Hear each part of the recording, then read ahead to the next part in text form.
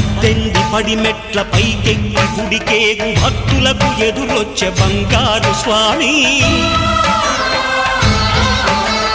ఇరుముడులు స్పృశించి శుభమనుచు దీవించి జన బృందముల చేరే జగమేలు స్వామి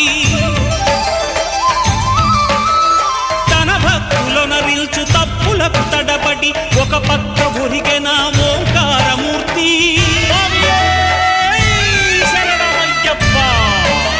స్వాములందరూ తనకు సాయము కాగా ధీమంతుడై లేచే ఆ కన్య స్వామి పట్టబంధము వీడి భక్తతతికై పరుగు పరుగున వచ్చే భూమిపైకి నరుడై